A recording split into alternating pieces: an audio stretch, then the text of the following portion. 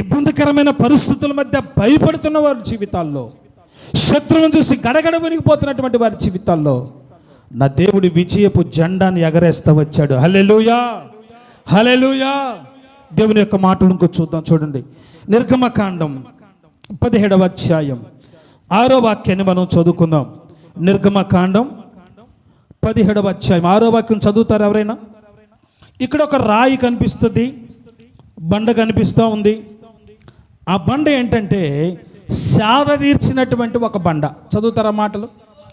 ఇదిగో అక్కడ హోరేబులోని బండ మీద నేను నీకు ఎదురుగా నిలుచుకుంటాను. నీవు ఆ బండను కొట్టగా ప్రజలు తాగుటకు దానిలో నుండి నీళ్లు బయటికి బయలుదేరునని. చప్పట్లు గట్టిగా కొడదాం. హల్లెలూయా, హల్లెలూయా. ఇక్కడ ఒక రాయి కనిపిస్తూ ఉంది, బండ కనిపిస్తుంది. ఇది సేద తీర్చినటువంటి రాయి. ఈ ఎండాకాలం వస్తూ ఉంది. ఇంకా ఎండాకాలం బాగా ఎండలో మనకేమనిపిస్తుంది తెలుసా? చల్లగా మంచినీళ్ళు తాగాలనిపిస్తుంది. మజ్జిగ తర్వాత కానీ, ఇంకా థమ్సప్, స్ప్రైట్లు తర్వాత కానీ ముందు మంచినీళ్ళు తాగాలనిపిస్తుంది. నీళ్ళు తాగిన దాకా దాహం తీరదు. మీకు సెల్లో లేదా టీవీలో చూపిస్తవచ్చు. మీ దాహం తీరవాలంటే ఏం తాగాల? స్ప్రైట్ తాగాలనిపిస్తుండొచ్చు. మీరు తాగి చూడండి, మీకు దాహం తీరుతుందో. మీరు నీళ్ళు తాగితే తప్ప, మంచి నీళ్ళు తాగితే తప్ప మనకు వాటర్ దాహం తీరదు. ఇశ్రాయేలు ప్రజలకి భయంకరమైనటువంటి వాటర్ ప్రాబ్లం ఉంది. నీళ్ళు లేవు, దాహంతో అల్లాడిపోతూ ఉన్నారు. మోషే దగ్గర వాళ్ళకి తెలిసిన ఒకే ఒక పని, గొడవేసుకోవడం. వాళ్ళు గొడవేసుకోవడం, సనగడం. అన్నీ బాగున్నప్పుడు బాగానే ఉండరు, ఏమీ లేనప్పుడే సనుగుతారు. ఇంట్లో కూడా అంతే. ఇంట్లో కూడా భార్య భర్తలు అయినా కానీ చాలా జాగ్రత్తగా ఉండకపోతే అన్నీ బాగున్నప్పుడు బాగానే ఉంటారు. ఏమీ లేవనుకోండి, ఏమీ కుదరట్లేదు అనుకోండి, ఏమీ లేవనుకో, ఇంట్లో ఏమీ లేవనుకోండి, తినడానికి వండుకోవడానికి కూడా ఏమీ లేవనుకోండి, అప్పుడే సమస్యలు ప్రారంభించబడతాయి. జాగ్రత్తగా ఉండాలి మనం. ఆర్థిక సమస్యల్లోనైనా, అన్నీ కలిగి ఉన్నప్పుడైనా, కలిమిలో లేమిలో నీకు నేను ఎలా ఉంటానో తోడుగా ఉంటాను. హల్లెలూయా.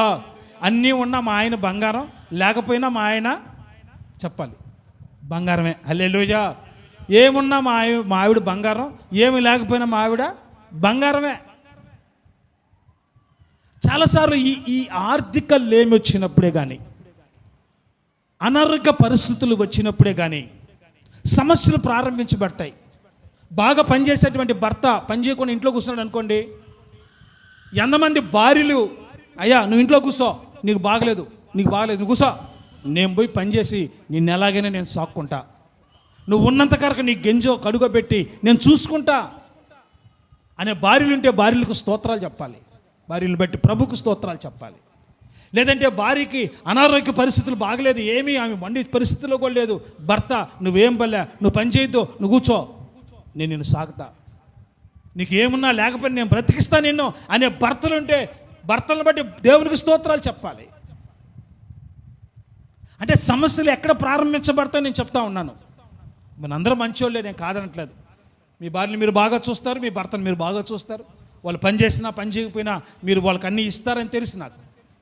కానీ దేవుని యొక్క వాక్యంలో చూస్తే ఇశ్రాయేలు ప్రజల మధ్యలో నీళ్లు లేనప్పుడు వాళ్ళు సనగడం ప్రారంభించారు. మోషే వెళ్ళి ప్రార్థన చేశాడు, ప్రభువా నీళ్లు కూడా లేవు ప్రభువా మా ప్రజలకి, కనీసం నీళ్ళు ఇవ్వలేని పరిస్థితి అండి మాది, కనీసం నీళ్ళు లేనటువంటి పరిస్థితి. ఏంది ఇంత ఘోరం, ఏంది ఇంత భయంకరమైన పరిస్థితి, వాటర్ కూడా ఇవ్వలేకపోతున్నాను ప్రభువా నా ప్రజలకి. ప్రార్థన చేసినప్పుడు మోషే వెళ్ళి ప్రార్థన చేస్తే దేవుడు అన్నాడు, నేను అదిగో హోరేబులో ఆ బండ మీద కూర్చుంటాను, నీ వచ్చి నన్ను బండని కొట్టగానే ఏమొస్తాయి చెప్పండి? దాంట్లో నుంచి నీళ్ళు వస్తాయి, దాంట్లో నుంచి నీళ్ళు వస్తాయని చెప్పాడు. ఇశ్రాయేలు ప్రజలందరూ వచ్చారు. మోషే వెళ్ళి బండను కొట్టగానే బండలో నుంచి, ఆ రాయిలో నుంచి నీళ్లు ప్రవహించాయి. చప్పట్లు కొడదాం గట్టిగా, హల్లెలూయా, హల్లెలూయా. ఆ రోజు నీళ్లు తాగిన వాళ్ళు సేద తీర్చుకున్నారు, ప్రశాంతంగా అయిపోయారు. ప్రియదేవుని బిడ్డలారా, ఈ రాయి ఏంటంటే ప్రియదేవుని బిడ్డలారా, సేద తీర్చినటువంటి రాయి. ఇశ్రాయేలు ప్రజల యొక్క సేద తీర్చిన రాయి. ఈ రాళ్ళు ఎవరో కాదండి, మనమే సజీవమైన రాళ్ళుగా ఉండాలి, ఆదరించే రాళ్ళుగా మనం ఉండాలి, సేద తీర్చే రాళ్ళుగా మనం ఉండాలి, ఓటమి అంచుల్లో ఉన్నటువంటి వారికి ధైర్యాన్ని ఇచ్చేటువంటి రాళ్ళుగా మనం ఉండాలి. ఇక్కడ మనం గమనిస్తే ఈ రాయి ప్రియదేవుని బిడ్డలారా నీళ్ళు ఇచ్చింది వాళ్ళకి. వాస్తవంగా రాతిలోంచి నీళ్లు రావు, రాళ్ళుతో నీళ్లు రావు. అప్పుడెప్పుడో పాత సినిమాలు చూసేటప్పుడు, పాత సినిమాలు కాదు, ఎప్పుడో సినిమాలు చూసేటప్పుడు ఒక ఆయన కొడతా ఉంటాడు, తవ్వుతూ ఉంటాడు, నీళ్లు ఉండవు. అందరూ చెప్తారు, సార్ ఇక్కడ నీళ్లు రావు, ఇది రాతి నేల, ఇక్కడ ఇసుక లేదని. అంత ఎందుకండి, మన ఉప్పు కొట్టారులో మనం చూస్తూ ఉంటాం, బోర్లు కోసేటప్పుడు ఈ గడ్డ బావాలండి, ఈ రాతిలో నీళ్లు రావు, కింద ఇసుక తగిలితే కానీ నీళ్లు రావు. నీళ్ళు ఎక్కడ ఉంటాయి చెప్పండి? హలో, నీళ్ళు ఎక్కడ ఉంటాయి? ఇసుకలో ఉంటాయి నీళ్లు, రాళ్ళల్లో నీళ్ళు ఉండవు. మీరు కొండల్లో నీళ్ళు వేసినా లోపలికి వెళ్ళి ఇసుక తగలాల్సిందే, ఇసుక లేకపోతే నీళ్లు రావు. కానీ దేవుని యొక్క అద్భుతమైన ఆశ్చర్య కార్యం ఏంటంటే, ఈ బండతో నువ్వు కొట్టగానే నీళ్ళు వస్తాయనగానే మోషే వెళ్ళి హోరేబులో ఆ దేవుని కూర్చున్నటువంటి ఆ బండ మీద కొట్టగానే నీళ్లు ఉబుకుతా వచ్చాయండి. హల్లెలూయా, నీళ్లు ఉబుకుతా వచ్చాయి, సమృద్ధైన నీళ్ళు వచ్చాయి. ఇశ్రాయేలు ప్రజలందరి యొక్క దాహమంతా తీర్చబడింది. హల్లెలూయా. ఎంతమంది అండి వాళ్ళు? దాదాపు 6 లక్షల మంది పైనే. ఆ రోజుల్లో 6 లక్షల మంది, పెద్దల ప్రకారం 25 లక్షలు 30 లక్షల మంది ఉంటారంట. అంతమందికి నీళ్ళు ఇచ్చినటువంటి రాయి. ఈ రాయి ఏంటో తెలుసు ప్రియదేవుని బిడ్డారా? సేద తీర్చినటువంటి రాయి. చెప్పండి, ఏ రాయి ఇది? సేద తీర్చినటువంటి రాయి, ఆదరించినటువంటి రాయి, విజయాన్ని ఇచ్చినటువంటి రాయి. 3వ రాయి సేద తీర్చినటువంటి రాయి. మనం ఇతరులను సేద తీర్చేవారుగా ఉండాలి. కన్నీళ్లతో కష్టాల మధ్యలో నీ దగ్గరకు వచ్చి ఏదైనా మాట్లాడితే వాళ్ళు, నువ్వు సేద తీర్చాలి. ఏం కాదులేమ్మా, నేను ప్రార్థన చేస్తానులే, ధైర్యంగా ఉండు, భయపడాల్సిన అవసరం ఏం లేదులే, దిగులు పడాల్సిన అవసరం లేదు, దేవుడు సహాయం చేస్తాడు, నీకు మాకు కూడా సహాయం చేశాడు, మీకు కూడా సహాయం చేస్తాడని ఆదరించే వ్యక్తులుగా మనం ఉండాలి, సేద తీర్చే వ్యక్తులుగా మనం ఉండాలి.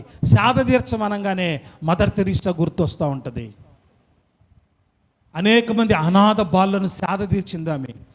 అనాథ బాలలు కూడా కాదండి, వాళ్ళు తల్లిదండ్రులు కలిసి వాళ్ళ బిడ్డలు పుడితే ఆ బిడ్డ అక్రమ సంబంధమని వదిలేసి వెళ్ళిపోయిన తల్లిదండ్రులు బిడ్డలను సాకింది ఆమె. ఎట్లాంటి బిడ్డలను సాకింది అంటే తెలుసండి? ఓ అక్రమ సంబంధంతో పుట్టిన బిడ్డల్ని హక్కును చేర్చుకున్న తల్లి ఆమె. అందుకే ఆ మదర్ అయిందండి. హల్లెలూయా. సేద తీర్చింది అనేక మందిని, ఓదార్చింది అనేక మందిని. నా ప్రియమైన దేవుని బిడ్డలారా, నేను ఇతరుల్ని సేద తీర్చేవారుగా ఉండాలా, ఆదరించే వ్యక్తులుగా కనిపిస్తూ ఉండాలా, ధైర్యం ఇచ్చేవారుగా మనం ఉండాలి. ప్రియ దేవుని బిడ్డలారా, ఈ రాయి ఏంటో తెలుసండి? అనేక మందిని సేద తీర్చినటువంటి రాయి.